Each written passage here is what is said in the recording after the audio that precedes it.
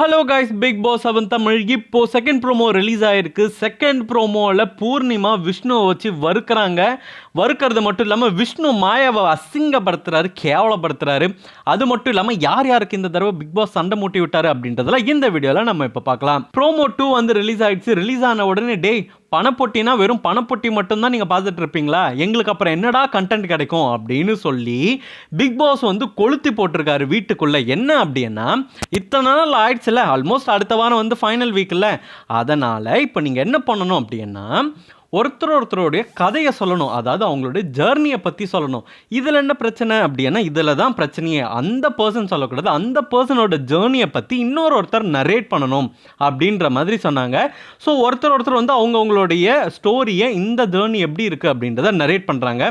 So இது வரைக்கும் யார் பார்த்தீங்கன்னா, இது வரைக்கும் ஃப்ரேமில் வந்ததுபடி பார்த்தீங்கன்னா விசித்ரா தினேஷை பற்றி வந்து அவங்களோட ஜேர்னியை பற்றி சொல்கிறாங்க.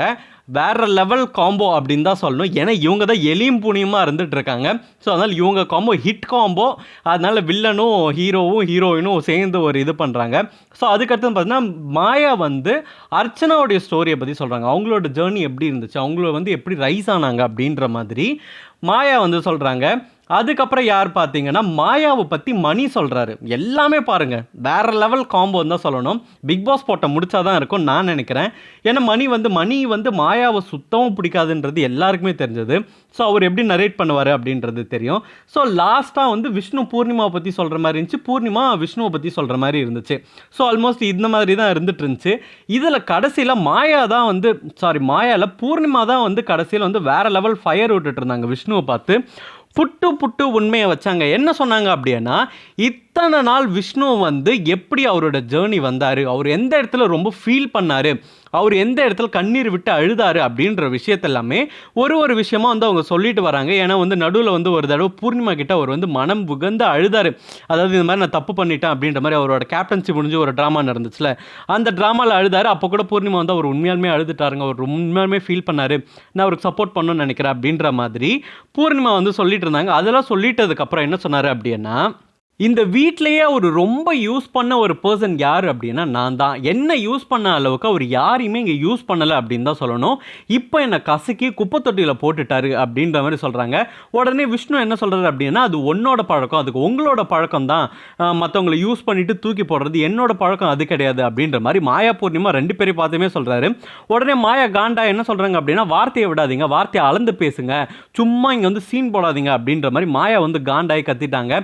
உன்னை பற்றி நான் எதுக்கு வார்த்தையை விடுறதுக்கு ஒன்றும், நீலாம் ஒரு வேஸ்ட், நீலாம் ஒரு ஜீரோ. எப்பவுமே அவர் சொல்லுவார் வேஸ்ட் ஜீரோ அப்படின்லாம் சொல்லுவார்ல, அந்த மாதிரி வந்து ஒரு சொன்னார் இவர். ஸோ சொல்லிட்டு இதுதான் இந்த மாதிரி ஒரு பிரச்சனை போயிட்டுருக்கு. ஸோ ஆல்மோஸ்ட் வந்து பூர்ணிமா வந்து விஷ்ணுவை தாக்கிட்டாங்க. காலையில் விஷ்ணு வந்து பூர்ணிமாவை தாக்குனதுக்கு சரியாக போச்சு அப்படின்ற மாதிரி இருந்துச்சு. பட் ஆனால் என்ன தான் உண்மை, என்ன தான் நடக்குது அப்படின்னு பார்த்தீங்கன்னா, முதல்ல வந்து மாயா வந்து பூர்ணிமா வச்சு ஒரு காய் நகர்த்தினாங்க. என்ன நகர்த்தினாங்க அப்படின்னா, நீ விஷ்ணு கூட பழகிற மாதிரி பழக, அவரை லவ் பண்ணுற மாதிரி பண்ணு, அவரோட சப்போர்ட் நமக்கு ரொம்ப தேவை, அவரோட சப்போர்ட் நம்ம இருந்தால் மட்டும்தான் ஓரளவுக்கு வந்து நம்ம ஸ்ட்ராங்காக இங்கே எல்லாம் இருக்க முடியும் அப்படின்ற மாதிரி மாயா ஒரு பிளான் பண்ணி பூர்ணிமா வச்சு நகர்த்தினாங்க. பட் ஆனால் பூர்ணிமாவுக்கு உண்மையாலுமே விஷ்ணுவை ரொம்ப பிடிச்சிருந்துச்சு.